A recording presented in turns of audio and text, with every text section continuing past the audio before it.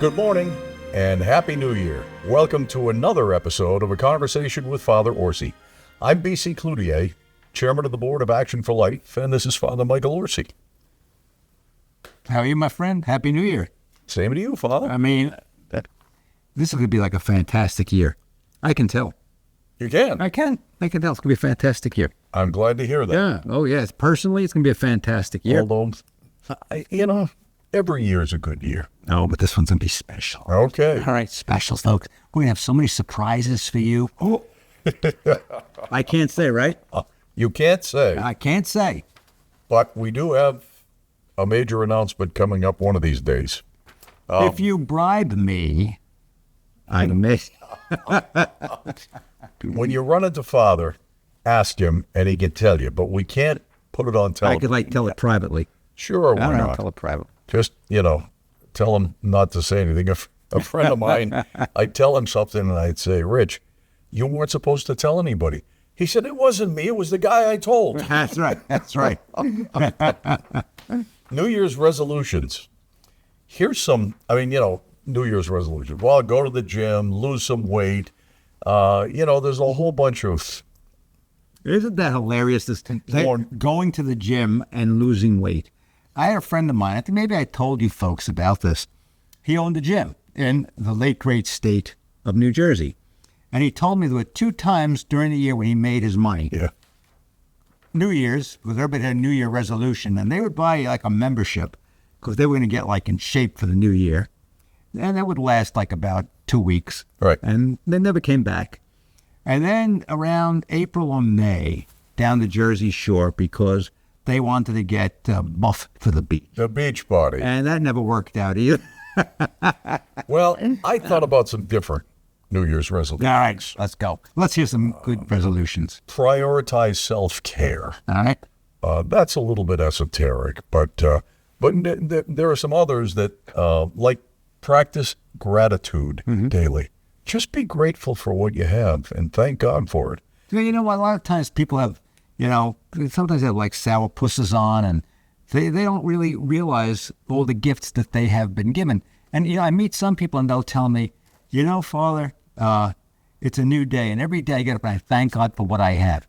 That's the way to start your day, to thank God for all the good things that God has given you. Because let's face it, a lot of people don't have not even a smidgen of what you have.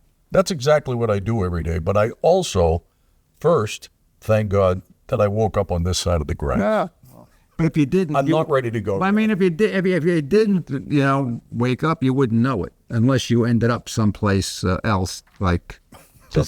Don't go there, Father. Don't go there. I don't know. Learn something new. There's a New Year's resolution that has some legs. Yeah. Learn something new, like whether watch it's a this language. show every day. Well, go online, watch it. You'll learn a lot of stuff new. I have a friend who decided of Italian descent, and she decided to learn Italian. She's now fluent in Italian. Now, it took her 2 or 3 years to do it, but learn something new. Like, folks, I know a lot of Italian. However, I can't repeat it. Another resolution is just to stay active. Just do something every day. Yeah. When you get a little older, it's easy to not do that. And here's a big one. Volunteer your time and talent. Right, yeah. We all have, we run into people being involved in not-for-profit groups that say, I couldn't contribute anything. Nothing could be further from the truth. Mm-hmm. Everyone has something to contribute. We all have gifts that we can give to others. That's right. And that gives you a sense of purpose and a reason to get up in the morning. Yeah. I had a woman many years ago, and she had contracted metastatic breast cancer. Cool. And she was not going to let it stop her from doing good things. She's a wonderful lady, and she did a lot of good things, but as she got sicker and sicker, she couldn't come out of her house anymore. And she set up a hotline that anybody that wanted to talk to her that was lonely or sick or needed a friend, they could call her up. And she would a little snippet in the parish bulletin about that. Call me, I'm glad to talk to you. She was on the phone all day, and people never forget her. She passed away, but they never forget what she did. What a beautiful thing. And what a way to spend the last days, weeks, months, years, whatever of your life. Read more books. People don't read.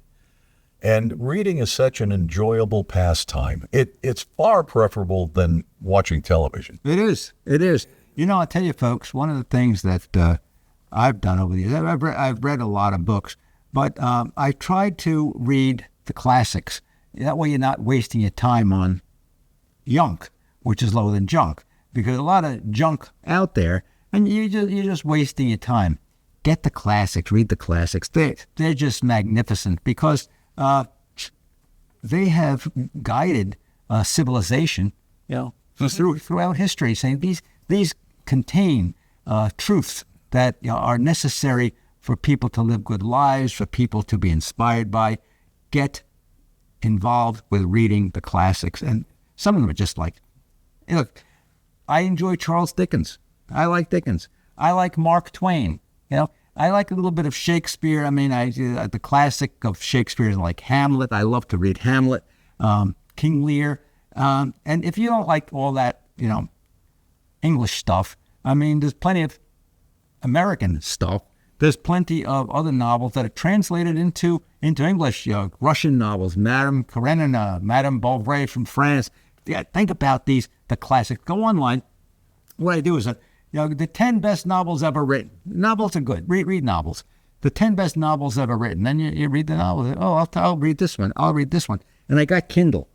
They're great. Oh, yeah. They're great. Yeah. Kindle's great. You have all these books piled up in your house, and they're cheaper, and they can make the print big. When you get old, like BC, you need the bigger print. Yeah, I read on my iPad all the time. Although, Father, you're more cerebral than I am. The classics to me are John Grisham. Well, he's good. John Conley. Actually, I periodically do what you suggested. Go back and read The Red Pony. Yeah. Or some of those kind of classics. Certainly the Mark Twain stuff. Sure, yeah. It's really Cannery Row. It's interesting, John Steinbeck, to read those things when they were contemporary, right, and think about how it was. Anyway, limit time with social media. People spend too much, me included, in front of a screen, in front of social media, and I am slowly weaning myself. Yeah, you get hooked on social media. I just heard, I think the other day, that even senior citizens are, 4 and 5 hours a day on social media. It's a great time waster. Yeah. I mean, it really, people our age are on Facebook more than on TikTok or Instagram and like that. But, I find myself, I'm at a doctor's office waiting to get in. Right. I'm on Facebook on my phone, Here's one that I think many of us have regrets. Connect with loved ones before it's too late. Yeah. A friend of mine said to me when it was far too late, I wish that I had taken a video camera and asked my relatives to tell their story, so that it could be preserved down through the generations. I didn't do that, and it's something that I wish I had done. Yeah, me too. But we didn't have the means, really. I mean, we didn't have the little camera. The you're phone right. Camera. But, it is. But it's easier. It's easier today. Well, and it's just, the advice is connect with loved ones before it's too late. Yeah.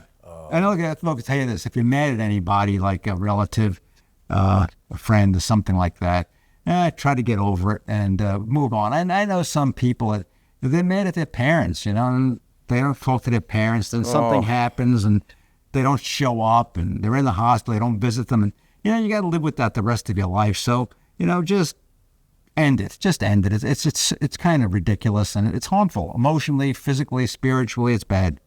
Well, and that's a nice segue, because the next one is practice forgiveness, and then the last one, just practice random acts of kindness. Which can be any number of things, but you have to be mindful of it. It's easy to walk by people, and I'm not big on, the only time I gave a bum money was when the sign said, need money for beer. I appreciated his honesty and candor, and so I gave him some money. Yeah, yes, I could buy that. But I'm not big on panhandlers, and yet there are a lot of people that just doing a small act of kindness is really meaningful to them. Right. And it's meaningful to us. Well, when we come back, we're going away now for a minute. Yes. All right, I'm going to talk about panhandlers. Okay. All right. Great. We'll be back right after this.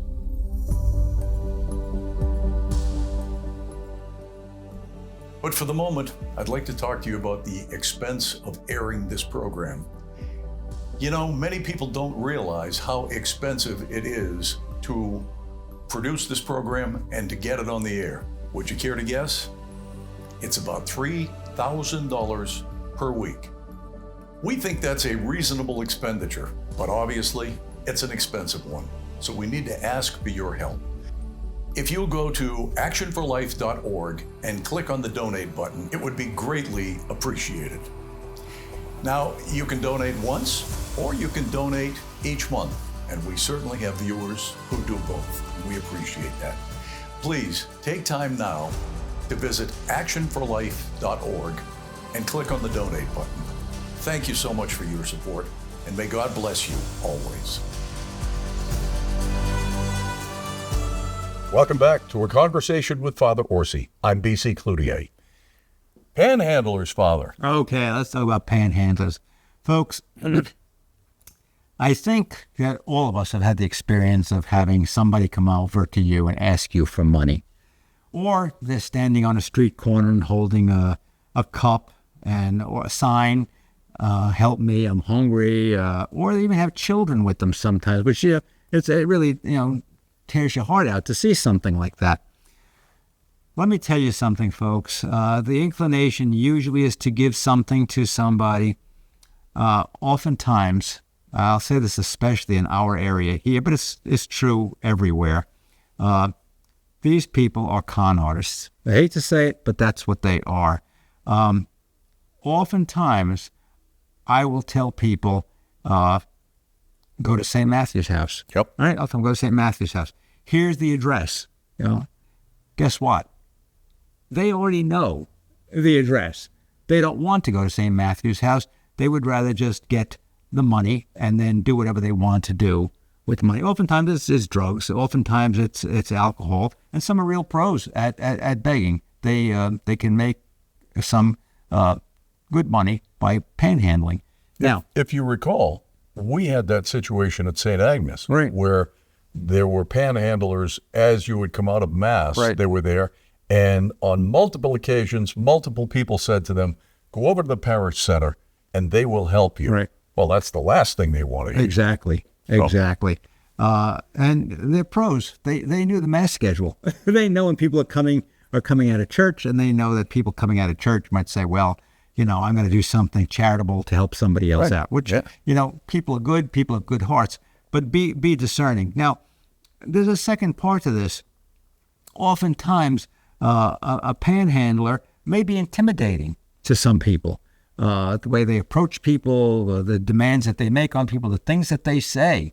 And it's not a good thing for people to be coming out of church, say, to be sometimes accosted by a panhandler. But also it's true of people who are, maybe they're shopping in a downtown area, and panhandlers are there, and they're approaching people for money. And people are frightened. They're frightened by these panhandlers, and it's not good for the business people either to have people outside of their businesses begging for money, or sometimes demanding money. In every town, this is true of the little towns and big towns like New York City, Chicago, Los Angeles, big places, medium-sized places, there are places where people can go for food and shelter. There's a Salvation Army in virtually every city in America, big and small. Right. Yeah. And I have given people the addresses. I say, I kept a little card with me when I was up in New York or down here. I'll say, go to St. Matthew's. I give them the card and say, here, go to this place. They'll take care of you. They won't go. Right. They don't want it. They're just in it for the money. And you know, it's good money. I mean, I knew secondhand of a panhandler, and she told me that she made between $300 and $500 a day panhandling in Miami. Wow. Cash. Wow. So why would anyone get a job? No income tax. And no tax. How about that? Yeah. Well, you know. So it's something that, you know, it's really become more and more prevalent in our society. And don't get hooked into, you know, a guilt trip because you passed any of these people by. They know where they are. They know what they're doing. They want to do what they're doing. And as I said, there are many, many places where they can go for help, and they know it. Let me just tell you, it's kind of a funny story, but it's a true story. A number of years ago, I was a parish priest, and the doorbell rang. And oftentimes, you know, you would have beggars come to the door. Oftentimes, they were drug addicts. You know, they knew how to manipulate. They knew how to play the game. And guys standing there with a T-shirt on, and it was a cold day. I'm freezing. Can I have some money? I got to go buy a coat. So I said, oh, wait a minute. I said, here, take mine. And I gave it to him. Yeah. He threw it at me. I don't want that. He threw it at me. Well, in this day and age, there are so many ways to get help, governmental and non-governmental, right? That it's not like during the Depression when there were what were called hobos that would knock on the back door of a farmhouse and say, I would be happy to do some work if I could just get a meal. I mean, today, everybody can get help who wants it. Right. I'll tell you another funny one. Funny but sad. We would have people coming to the rectory and say they were hungry and could we give them food? And okay, I'll give a bag of food.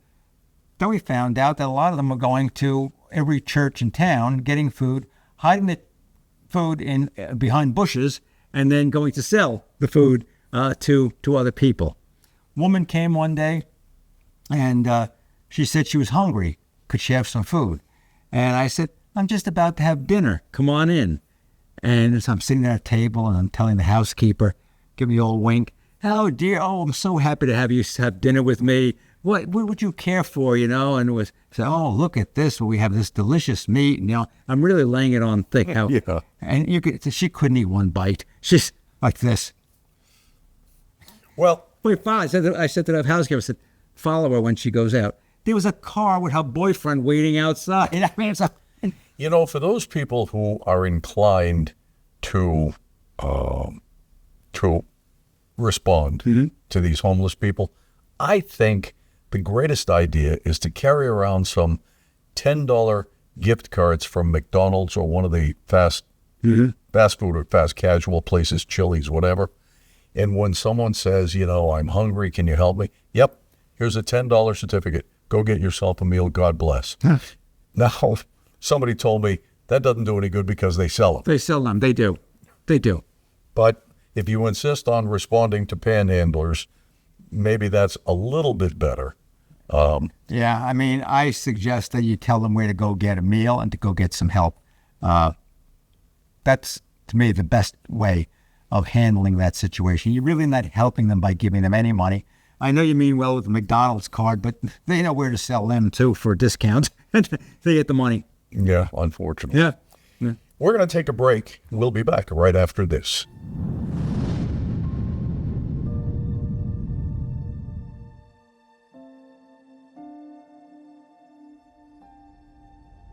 Hi, folks. Over the weeks, you have become more and more familiar with our program, Conversations with Father Orsi. I know that you are enjoying the programs because you tell me that you do. I want you to be sure that you should never worry about missing an episode because you can go to actionforlife.org and catch all of the episodes that we have produced over the last year. Now, also, extra added bonus, you can listen, watch my homilies, my weekly homilies about the Sunday readings. That's also on actionforlife.org. Lastly, Both of these adventures, conversations and the homilies, they cost money. And I'm going to have to ask you if you can help us out, because so many of you tell me how much you enjoy the program. Some people tell me our Sunday wouldn't be the same. We record the program, we watch them during the week. This is an expensive enterprise, and we think it's an important way to get out the gospel message and to talk about those issues of the day that are important to us as Christians. So please go to your website, actionforlife.org. There is a button you can click for donations, and please, please be generous to us to keep this show on the air. Your Sundays will not be the same without it.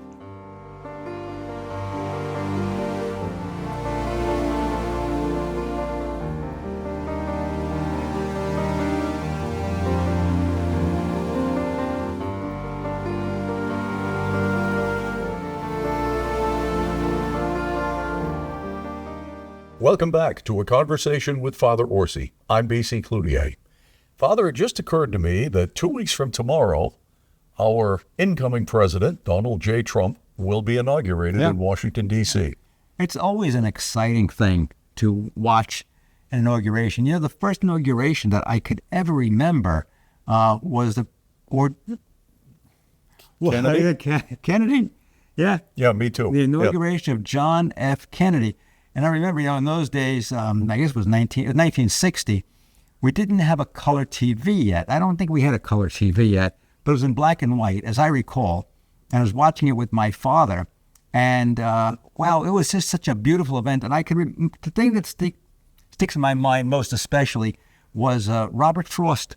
Yeah. Robert Frost getting up to make some remarks and read some poetry at that inauguration. And what was didn't he had to recite something from memory because he didn't have his script? Yeah, that blew off. Remember, there was a terrible snowstorm there in Washington. And also there was a heater under the podium and it caught fire. Yeah. There was some smoke coming. Yeah. But I remember that. Robert Frost, I remember Kennedy, and I remember just the way they were dressed. In those days, there was the tails and the top hat, and it was just a thrilling thing. I watched it with my father, and little do you know, every inauguration is historical, but I suppose that Kennedy one was, to see that one was most historical. He didn't live but 2 years. 3 years. 3 years, after that. But he was so young and vibrant, and I guess he wore a hat that day because he had his top hat. Right. But, I mean, you look at Ike and Mamie Eisenhower, and then you go to Jack and Jackie Kennedy, and Jackie, I think, was only about 30. Yeah, right? When he was inaugurated. He was only 42. Talk about a juxtaposition. Yeah. Really, but and since then, I mean, inaugurations, even if you don't like who was elected, right? There's so much pomp and circumstance, and there's so much, always a feeling, I think, of hope. Right. That this person is going to change America for the better. Yeah. Sometimes that happens. Sometimes it doesn't. Sometimes it doesn't. But it's one of those events where I think every American has to celebrate it. You can't say, well, I don't like this person, I'm not going to watch it. I think you should watch it. I think you should celebrate it. And I think because it's the continuity of our constitutional republic. And you want to celebrate that. You're not like places that have civil wars and decide, who's going to be the leader by killing somebody else. We don't have that here. God forbid we ever have. We don't want to have that here. We're a smooth transition of power. That's what the inauguration does. Or you look at Russia. I mean, I can't imagine that Putin's inauguration is much to remark about, because it's a foregone conclusion that he's going to be elected. What do you mean? And then they say, well, he got 95% of the vote, which is, hogwash. He's very popular, folks. That's why he gets all those votes. And so in this country, 2020 aside, we know that the individual who's being sworn in is the choice of the majority of the people. Right.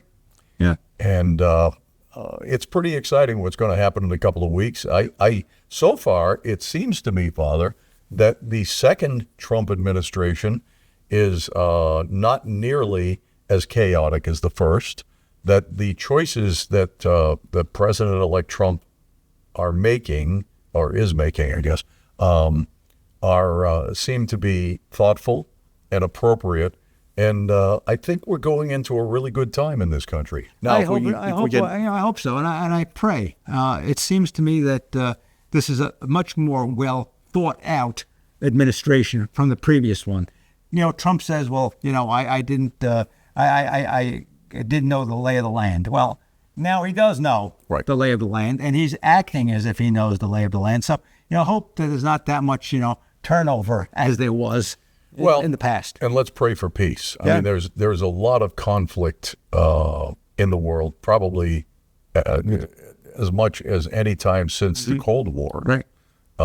And we need to resolve these conflicts in some peaceful way. Right.